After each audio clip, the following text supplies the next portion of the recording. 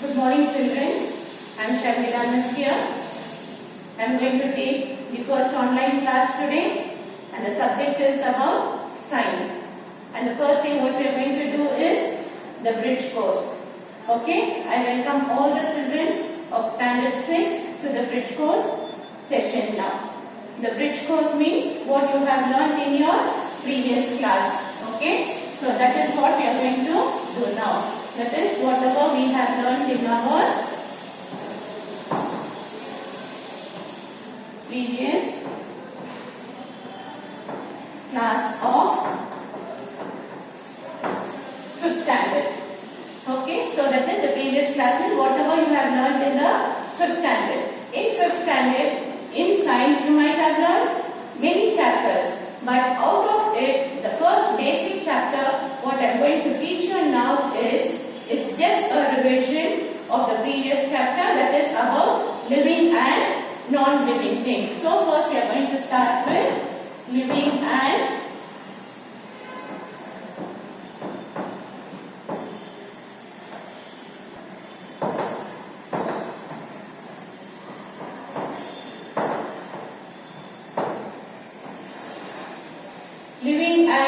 non-living things. You all are very familiar with these two names, that is living and non-living.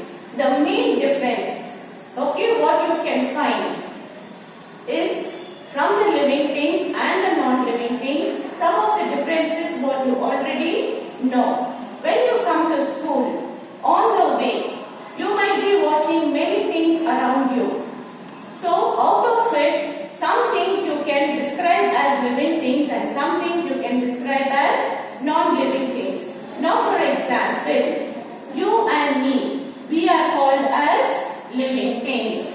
Okay? So the first thing, the living things means they have life. They have life. Living things have life. And non-living things do not have life. They have no life. And in the living things, the things which are having life, they have got many things, many other things to be discussed. Okay, the first thing is, now when you are small, okay, when you were born, you were not being born as the size you are now. You were being born small, and then later, little by little, you grew up. So that means living things show that they have got growth.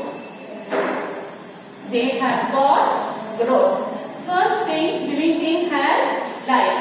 And then the second is, the living things have got growth. Now if you want to find out if the thing is living or not, first you should see if the person is breathing. Very sure you know all of us are breathing. So the next thing what a living thing should have is the breathing. So that is called as respiration. Okay, breathing. So this breathing, scientifically it is called as respiration. Okay, so whichever living thing is there, it will have life. And after when it has a life, then it will have breathing. And then you can see that they can grow. And the next is you can see the living things moving from one place to another place. So that means the fourth one, it has got movement. The living things have got movement. Not only the human beings have got movement, not only the animals have got movement, but you can see even the plants and trees also have movement. That is when the trees shake, when the plants shake due to the breeze, then they will have movement. So that is called the plants have got movement. And the next thing is, now if you want to bring up the species of the same type. Now for example, if you eat a mango and you throw a seed outside or you plant it and take care of it, naturally you will get a new mango plant from the seed. So that is called as reproduction. That is called as reproduction. Reproduction is bringing the new species. Bringing the new species. Okay? So, in the living things you can find that they have got life, they have growth, they have breathing, and breathing is nothing but the respiration. And then movement. Plants, animals, as well as human beings, we have got movement. The next is reproduction, bringing out the new species, that is the offspring. They are also called as the offsprings. Bringing out the young ones. And then we have got many more other things in the living things. Now, for example, whatever you eat, it gets digested. But does all the food get digested? Definitely not. Some food will get digested, some food will not get digested. So the undigested food comes out from our body in the form of waste. So that method of bringing out the waste from the body is called as excretion. It is called as excretion. Excretion means bringing out the waste. Okay, brings the waste out of the body. Brings the waste out of the body. So these are some of the features which is there in the living things. And the last one is the living things do not live forever. They do not live forever. If there is growth, if there is life, finally one time or one day the living thing has to come to an end, and that will be the last of it.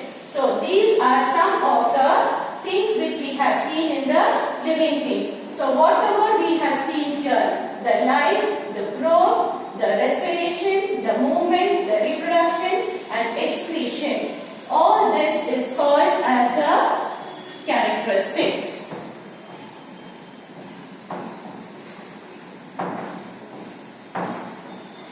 All this is called as the characteristics of the living things.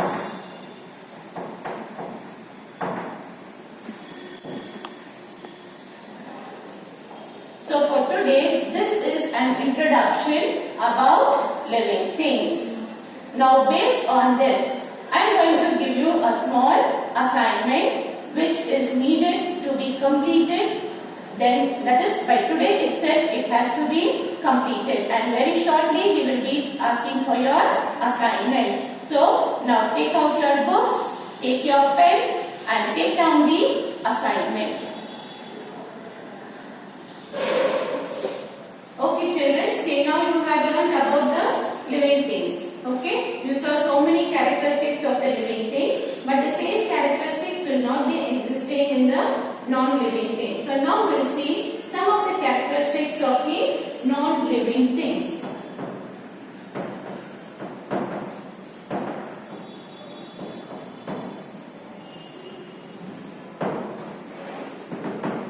Okay, first and foremost, non-living things means itself it does not have life. So it has got no life. So when it has got no life, it cannot do anything on its own. Now for example, if you have a table, if you want to change the place of the table, you cannot ask the table to move from one place to another place. We have to shift it. So that means the non-living things have got no movement. The non-living things do not have any movement. And moreover, the non-living things cannot do any work on its own. So mainly the non-living things, one is no life and the next is no movement. These are the two main characteristics of the non-living things. And the next one is the non-living things cannot have any feelings. They do not have any feelings. Now as living things, as a person, you can understand whole thing, it is cold. If something pricks you, it pains for you. So these types of feelings are not there in the non-living things. So non-living things do not have any feelings. And the next one is non-living things have got no growth.